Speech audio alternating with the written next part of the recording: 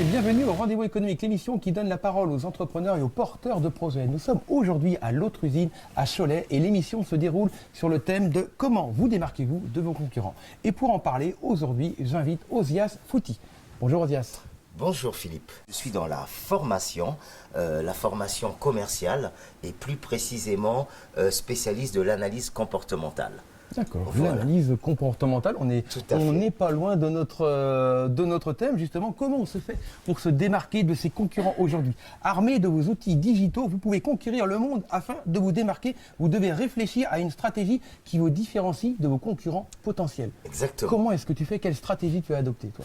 Alors moi je suis plutôt, comme je dis souvent avec mes partenaires, mon objectif c'est de toujours ramener l'humain au cœur du processus. Donc voilà pourquoi l'analyse comportementale aujourd'hui, telle que après cette situation de Covid que nous vivons par exemple, les équipes sont sollicitées, sursollicitées, sont aussi angoissées. Donc il est réellement important, la manière de me réinventer c'est vraiment accompagner les équipes au lieu de partir sur des objectifs toujours plus, mais se connaître déjà soi-même et travailler son adaptabilité avec tout type de clients qu'on peut avoir en face, voir le client qui est inquiet, le client qui a ce besoin qu'on le rassure, le client qui veut être axé sur le résultat, voilà.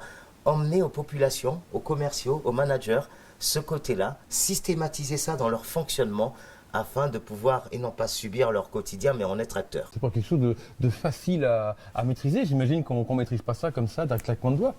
Ça passe par des étapes? Ça passe par des étapes. La première étape, déjà dans les accompagnements que nous proposons, Expertcom, et sous toutes ses formes, parce que ça va aller du coaching individuel sur la base d'une analyse comportementale d'un collaborateur, par exemple, voir avec lui ses zones de confort, d'inconfort, ses zones de surchauffe aussi, et puis lui dire comment améliorer ça.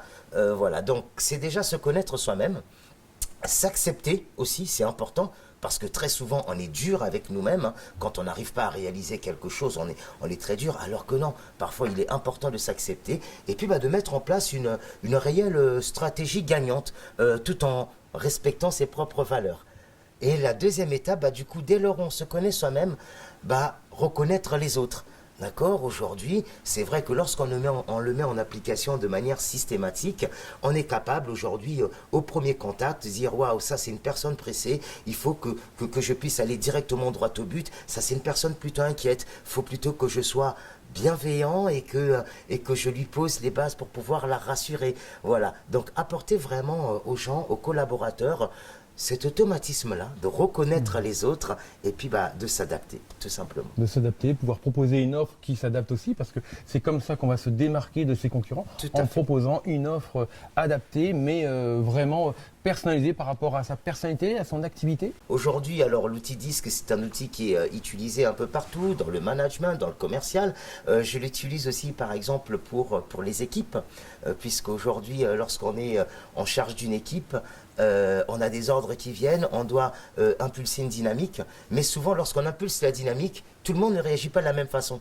D'accord? Donc, il m'arrive clairement que les entreprises me demandent des analyses d'équipe. Ça nous permet tout simplement de voir par rapport au comportement de chaque membre de l'équipe.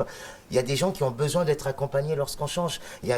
On va avoir des collaborateurs. Tout de suite, on arrive le matin, on dit « Hop là, revirement de situation, il faut qu'on change de direction. » Nous avons des collaborateurs capables de tenir, mais nous avons des collaborateurs qui ne vont pas forcément tenir. Donc, savoir identifier et dire « Voilà ».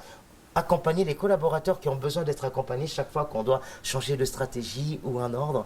Et on a aussi des dynamiques d'équipe. Donc, c'est assez sympa. C'est assez sympa. Voilà. Eh bien, je pense que si, comme moi, vous avez été conquis par le message d'Ozias, si vous voulez vous démarquer de vos concurrents, vous l'avez compris, il faut passer par une stratégie, par un conseil adapté, par des ateliers peut-être. Et c'est ce que propose justement Ozias. Ozias, où est-ce qu'on te retrouve sur Internet? Alors, sur Internet, expertcom.fr déjà, petite entreprise locale, puisque je suis de Mont-Lévrier.